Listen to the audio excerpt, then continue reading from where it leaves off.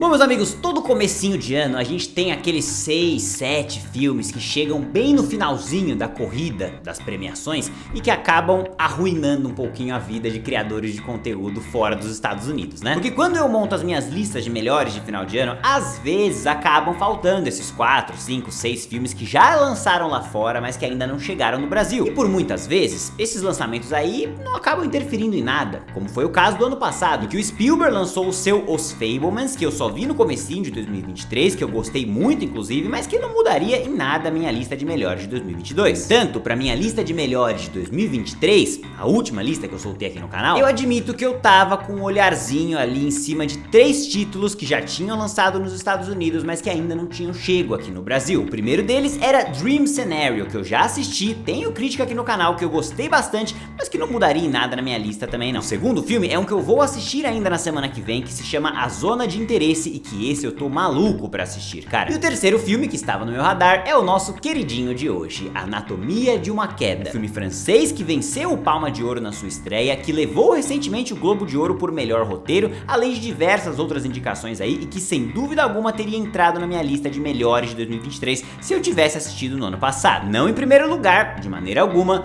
mas teria entrado em algum lugar daquele top 10. Quer saber exatamente aonde ele teria entrado? Bom, então você vai ter que vir comigo nessa jornada de quedas, porque eu sou o Rafa Camargo, esse é mais um episódio do Quadro Reviews, e eu convido você pra vir comigo, porque sem mais delongas, solta a vinheta e vamos nessa!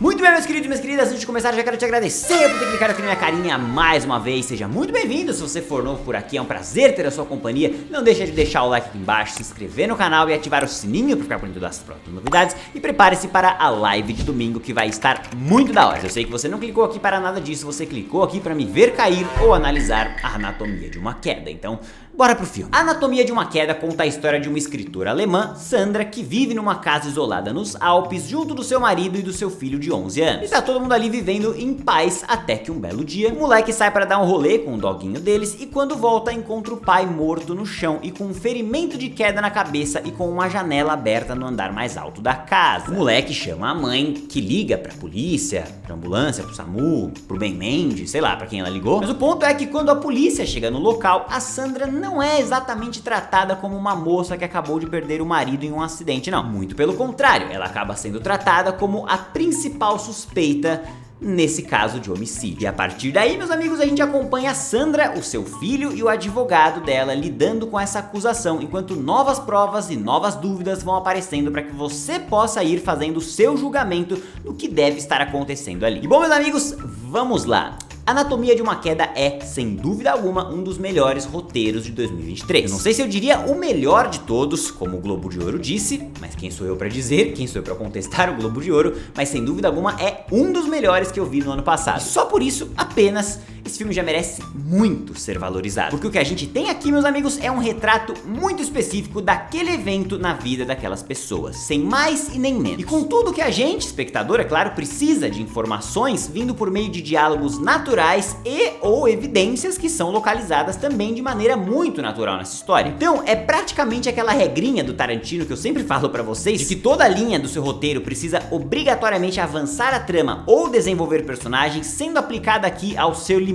Tanto que um ponto que chamou muito a minha atenção é que toda essa sinopse que eu li pra vocês aí rola com 7 minutos de filme, cara, e antes mesmo dos créditos de abertura surgirem, tá ligado? Então é basicamente o filme te convidando com 7 minutos de duração, falando o seguinte: olha, esse aqui é o meu desafio, tá legal? Chega junto, quer jogar? Quer participar? Essa aqui é a minha história. Isso é muito legal, cara, isso é muito raro. Normalmente qualquer filme tem aquela clássica cena da família tomando café e saindo pro trabalho, sei lá, a criança indo pra escola, pra nos situar sobre quem é quem naquela dinâmica familiar, tá ligado? Pra que aí só depois a gente entre pra trama de fato. E aqui em Anatomia de uma Queda não rola isso, cara. Aqui é a regrinha do Tarantola sendo levada ao pé da letra, porque em Anatomia de uma Queda a gente é apresentado a morte primeiro, seja ela um crime ou um acidente, né? E enquanto a gente tá tendo um mistério sendo apresentado, a gente vai conhecendo mais daqueles personagens. Então é uma ordem inversa, e isso é muito interessante porque quando chega ao final do filme, você sente que nem ali você sabe tudo aquela galera, mas você sabe o suficiente pra bolar as suas próprias teorias. E falando em criar teorias, né, precisamos falar do desenvolvimento dessa investigação, né? Porque eu acho que esse sim é um ponto muito importante pra deixar claro logo no começo aqui, pra você entender que esse não é um filme de CSI, tá ligado? Não é mesmo. Até foi muito engraçado uma experiência que eu tive ontem na cabine de imprensa, e acabou rolando uma falha técnica na sala do cinema lá, e a gente teve que fazer uma pausa com 70% de filme mais ou menos. A gente foi esperando uns 10 minutinhos ali até consertar. E eu estava apaixonado pelo filme até esse momento. Eu tava amando tudo que eu tinha assistido e estava apenas torcendo pra que o resto do filme mantivesse o mesmo nível de qualidade. E aí, nesse intervalo, acabou que duas pessoas atrás de mim, uma menina de um canal muito grande e um outro cara que não vem ao caso aí também, e eles estavam conversando sobre o que eles estavam achando do filme até aquele momento. E a menina começou a falar que ela não estava gostando porque ela estava achando muita conversinha entre todo mundo e que faltava investigação pra ela. Que ela queria ver a polícia achando as evidências, que ela queria aquela visão da polícia, do CSI, do FBI e tudo mais, sei lá de que porra que é, e que todas essas cenas de diálogo, de criação de personagem, de trama que o filme estava apresentando, poderiam facilmente ser flashbacks. Aí eu respirei fundo na minha cadeira, quietinho, e lembrei de uma música do Forfã que diz o seguinte: me ensino a ser mais tolerante, não julgar ninguém e com isso ser mais feliz. Mas bom, meu povo, brincadeiras à parte, não brincadeira como se essa história fosse fake, não, essa história é real, isso realmente aconteceu. Mas eu acho que essa história é importante, cara, ela me acendeu uma alerta pra trazer aqui no vídeo. Porque Anatomia de uma Queda não é aquele filme que essa menina queria ver, tá ligado? Você não vai ter cenas da polícia entrando na casa, investigando o ambiente, achando fios de cabelo e testando digitais e tudo mais. Não, cara, não mesmo. Anatomia de uma Queda é um filme que está preocupado em nos apresentar a visão da Sandra e do seu filho frente àquela acusação, tudo que é decorrente desse ocorrido. Tudo por meio da visão deles. Então, a gente só vai descobrir que a promotoria, por exemplo, levantou novas pistas quando eles dois descobrem. A gente também só vai descobrir se ela vai ser ou não indiciada quando a mídia divulga a informação. Porque a gente tá vendo o filme pela perspectiva deles. É neles que a gente tá mergulhando. É a partir deles que a gente quer desenvolver e entender e estudar a personalidade. E é claro que com isso vem um outro ponto muito importante, de que a visão do filme é completamente enviesada. Por mais que o texto faça um trabalho sublime e brilhante de nos apresentar todas as outras frentes, todas as outras pistas e todas as vertentes de uma forma geral sobre o avanço daquele caso, a gente ainda assim está vendo o filme pela visão dela, porque o foco do filme é nos apresentar a Sandra, e o convite que a diretora nos faz aqui é para julgar a Sandra e absolvê-la ou condená-la, depende de você. Tudo isso olhando apenas para ela, no íntimo dela, não para as provas que foram levantadas, mas para ela, nas nuances, nos detalhes.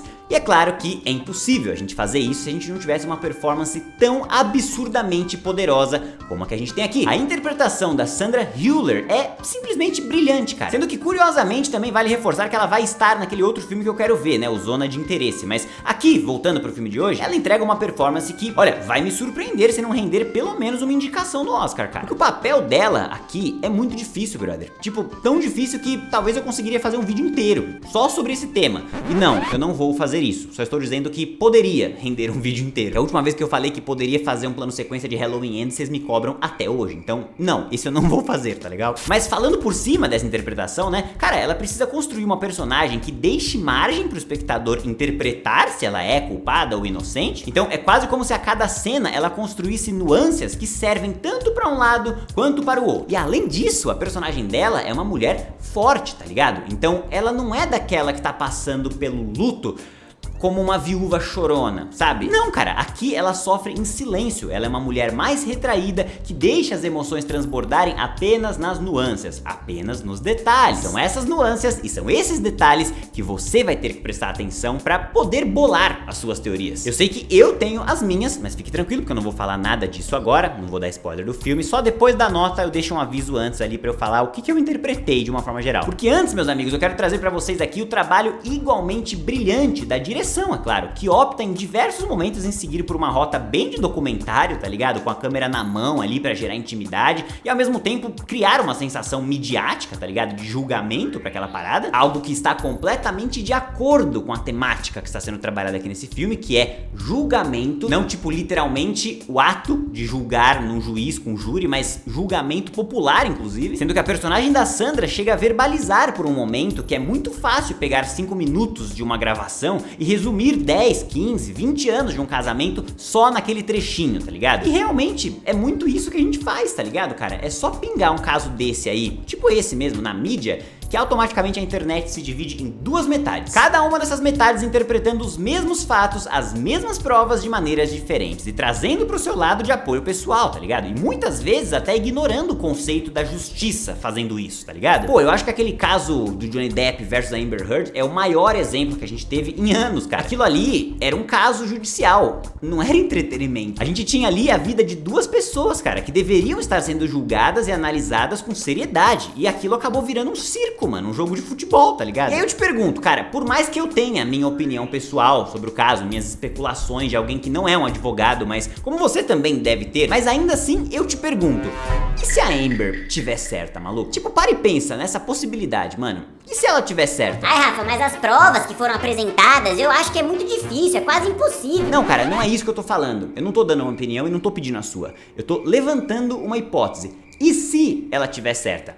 Você acha que foi da hora o que aconteceu ali? Mano, se ela tivesse certa, tá ligado? Ela saiu condenada, injustiçada e ainda por cima humilhada, enquanto mais da metade do mundo celebrava pelo Jack Sparrow ter vencido mais uma batalha no barco, tá ligado? E eu acho que aqui, em Anatomia de uma Queda, é mais ou menos a mesma reflexão, velho. Se a Sandra for inocente, basicamente foi criado um circo midiático em cima de uma mulher com um filho deficiente em que as suas intimidades foram expostas para o mundo e pior ainda, pro seu filho, algo que poderia ter afetado a vida deles ali pra sempre. Mas talvez pior do que tudo isso, cara, foi roubado deles o momento do luto, tá ligado? Eles não puderam lamentar a morte do pai ou do marido e trabalhar nisso, tá ligado? Superar isso. Agora, isso tudo se ela for inocente, é claro. Se ela for culpada, dane-se. Igualzinho o caso do Johnny Depp versus a Amber Heard. Se ele tiver certo, dane-se tudo que eu acabei de falar, entendeu? Então acho que é mais ou menos o mesmo raciocínio. Dessa forma, meus amigos, Anatomia de uma Queda é um daqueles filmes que quando termina vai deixar você refletindo por um tempinho, viu? E quem sabe até buscando por mais pistas ali numa segunda assistida. Não pra condenar ou absolver a Sandra, porque acho que eu já deixei claro que o filme mesmo não trata isso como seu ponto central. A ideia de Anatomia de uma Queda não é apenas determinar se ela é culpada ou inocente. Eu acho que de verdade meio que pouco importa isso pra trama, sabe, cara? É claro que a gente vai ficar curioso, a gente vai querer discutir e tal, mas